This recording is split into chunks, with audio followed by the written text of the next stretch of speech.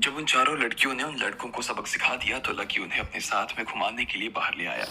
उसने उन्हें घुमाते हुए ये भी कह दिया था कि उन्हें इस वक्त राधिका की सुरक्षा का ध्यान रखना था, साथ ही राधिका की पहचान को भी छिपा कर रखना था। उन चारों लड़कियों ने जैसे ही उसकी बात सुनी तो वो तुरंत ही राजी भी हो गई थी। राधिका को उन लड़कियों के हवाले करके लकी जयंत के घर आ गया। वो आकर टेबल पर बैठ चुका था और उसने राधिका के बारे में बात भी करनी शुरू कर दी थी। वैसे लकी, आज हमने आपको यहाँ राधिका के बारे में बात करने के लिए नहीं बुलाया है। आज मसला जरा दूसरा है, पृथ्वीराज ने कहा। वो लकी भी और अपना भी ज्यादा वक्त नहीं लेना चाहता था। अच्छा, बताएं, लकी ने जवाब दिया। जैसे ही उसने पृथ्वीराज के मुंह से ये बात सुनी तो वो एक बार के लिए हैरान हो गया। ऐसी क्या बात थी जो वो उससे करना चाह रहे थे और किस हक से करना चाह रहे थे। एक पल के लिए लकी को लगा कि शायद वो उस घर का दामाद हो जाने वाला था, इसलिए वो उससे अपने घर की बात करना चाह रहे थे। लेकिन फिर उसे याद आया कि अभी उसमें काफी वक्त था और इसलिए वो अभी इस चीजों की उम्मीद लगा कर नहीं बैठ सकता था कि उसकी शादी राधिका से ही होने वाली थी या फिर नहीं। वैसे मुझे नहीं पता कि आप मुझसे किस बारे में बात करने वाले हैं या फिर आपको मुझसे किस तरह का काम है, लेकिन आपको जैसा भी काम हो मैं आपके लिए करने को तैयार हूँ।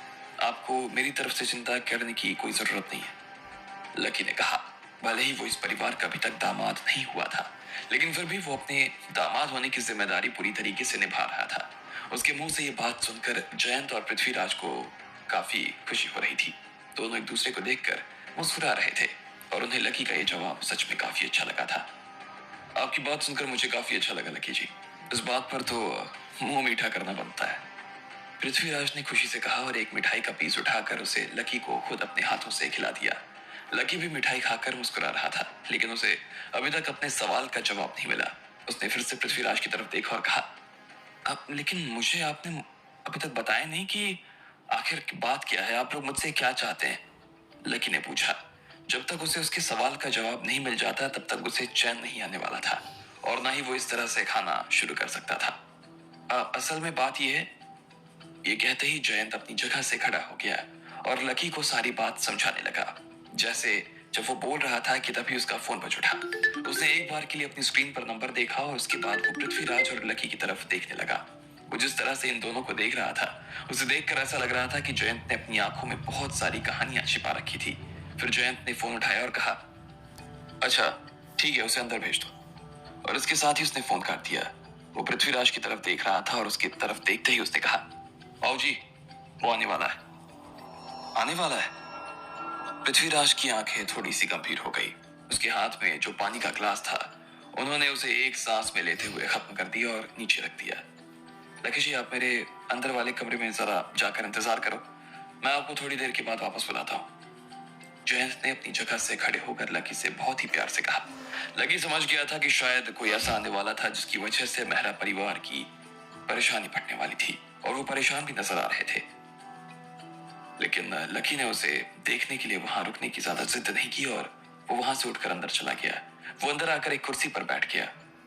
आप यही रुकना और प्लीज किसी तरह की कोई आवाज मत करना, लकी को समझाने के बाद में जयंत फिर से कमरे से बाहर आ गया। लकी ने उनके जाने के बाद में कमरे से दरवाजा लगा दिया और वो फिर से कुर्सी पर बैठने के लिए जाने ही वाला था कि उसे लगा कि उसे दरवाजे के पास में खड़े होकर बाहर हो रही आवाजों को सुनना चाहिए, इसलिए वो वहां खड़ा हो गया और उन आवाजों को सुनने लगा। इधर पृथ्वीराज के घर में एक नौकर अपने साथ में 3 लोगों को लेकर दाखिल हो गया था। उनमें से एक आदमी शोएब था और बाकी 2 उसके बॉडीगार्ड। उन दोनों के पास में बंदूकें थी। शोएब आगे चल रहा था और उसके गार्ड उसके आसपास। जैसे ही शोएब अंदर दाखिल हुआ तभी से उसके दिल की धड़कन थोड़ी सी तेज होने लगी। उसे हल्की हल्की घबराहट भी होने लगी, लेकिन साथ ही उसे दिल ही दिल में इस बात की खुशी थी कि वो जल्द ही बिहार के अंडरवर्ल्ड का राजा होने वाला था। उसे उम्मीद नहीं थी कि वो इतनी छोटी उम्र में इतने बड़े पद के ऊपर बैठ जाएगा। सर, रऊफ परिवार के बड़े बेटे शोएब रऊफ आपसे मिलना चाहते हैं, वो आपका इंतजार कर रहे हैं, उस नौकर ने अंदर आते हुए जयंत से कहा। उसे अंदर भेजो, जयंत ने उस नौकर से कहा। नौकर ने हाँ में अपना सिर हिलाया और फिर शोएब को लेने के लिए बाहर चला गया। उसके थोड़ी देर बाद ही उसने फिर से दरवाजा खोला और अपने हाथ से इशारा करते हुए कहा, आ जाइए इस तरफ। शोएब ने एक और गहरी सांस ली और अपनी पेट को ठीक कर लिया। आज वो पृथ्वीराज से मिलने वाला था, जो इस दुनिया का बेताज बादशाह था। लेकिन कुछ ही दिनों बाद में ये सारी बादशाहत शोएब की हो जाने वाली थी और इस चीज को सोचते हुए ही उसके रोंगटे खड़े हो गए। इधर लकी जो कि दरवाजे के पास में खड़ा था, उसने नौकर के मुंह से जैसे ही शोएब का नाम सुना तो उसके कान खड़े हो गए।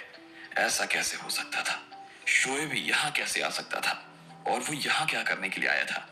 लकी ने अपने कानों को दरवाजे से और ज्यादा चिपका लिया। वो उन दोनों के बीच में होने वाली सारी बातों को सुनना चाहता था। इधर शोएब भी अंदर आ गया। पृथ्वीराज अपनी कुर्सी पर बैठे हुए थे और वो शोएब की तरफ देख भी नहीं रहे थे। उनकी नजर सिर्फ अपनी प्लेट के ऊपर ही थी।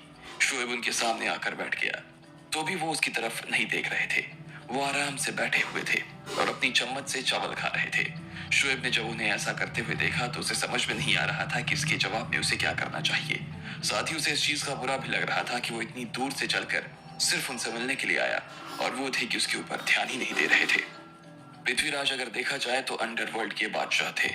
उनसे बढ़कर बिहार में तो कोई भी नहीं था और इस कुर्सी के ऊपर वो ना जाने कितने सालों से बैठे हुए थे। ऐसे में अगर शोएब तो क्या उसके पिताजी भी आ जाते तो पृथ्वीराज यही करने वाले थे। उन्हें शोएब से दुआ सलाम करने की जरूरत नहीं थी और जिस तरह की हरकत उसने की थी उसके बाद तो जरा भी नहीं। लेकिन इस चीज से शोएब के अंदर गुस्से की चिंगारी भड़क उठी। पृथ्वीराज जी नमस्ते। नमस्ते जयंत जी, कैसे हैं आप दोनों?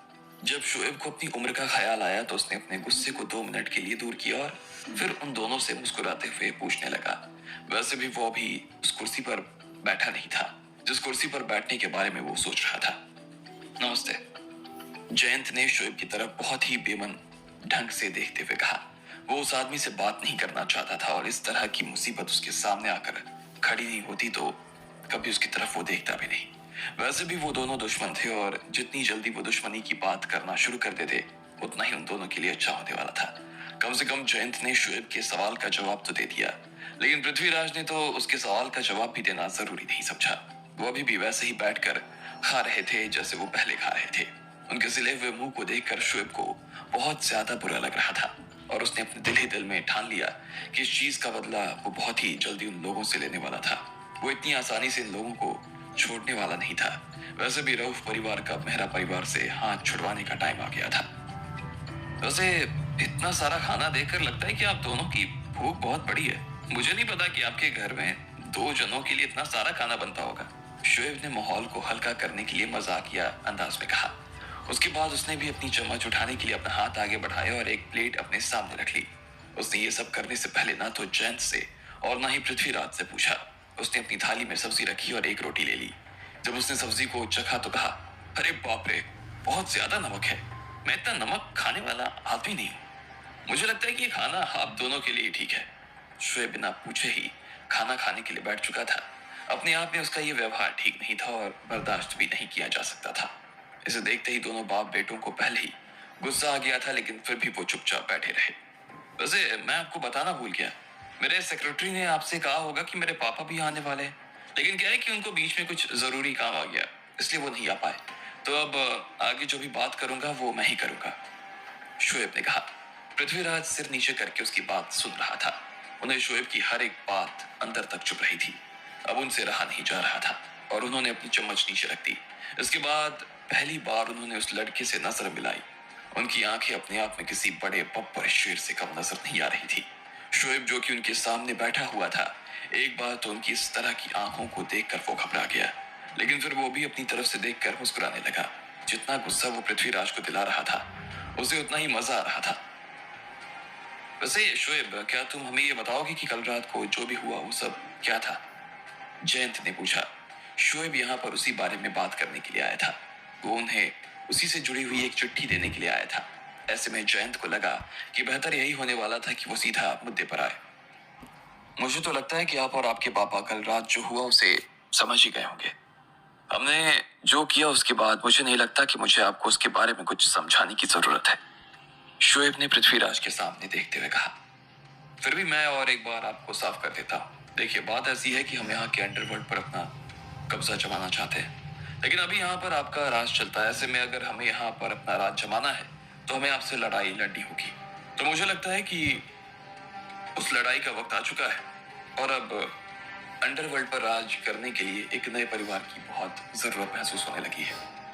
शोएब की नजर पृथ्वीराज के ऊपर टिकी हुई थी। वो बेसब्री से उनके जवाब आने का इंतजार कर रहा था। बदले में पृथ्वीराज उनकी बात सुनकर सिर्फ हंस दिए और बड़े प्यार से बोले, अच्छा, तुम्हें क्या लगता है तुम्हारे परिवार के पास में इतनी ताकत है कि तुम इस काम को कर सकोगे? बिल्कुल है, क्यों नहीं है? शोएब ने अपने कंधों को उचकाते हुए कहा। इसके बाद वो नहीं रुका और आगे बोला, अगर हमारे पास में इतनी ताकत नहीं होती तो हम कभी ऐसा कुछ करने के बारे में सोचते नहीं जो हमने कल किया। अगर आपको आपके बेटे को ऐसा लगता है कि हमारे पास में इतनी ताकत नहीं है तो कोई बात नहीं, हम आपको जिस दिन चाहें गलत साबित कर देंगे। दूध का दूध और पानी का पानी उस रोज हो जाएगा, शोएब ने कहा। इस बात से पृथ्वीराज को गुस्सा आ गया था। अब आगे क्या होने वाला था? इन दोनों के बीच की ये बात क्या नया रंग लाने वाली थी? और लकी कमरे में बैठकर अब क्या करने वाला था? आपको क्या लगता है, क्या होंगे इन सभी सवालों के जवाब?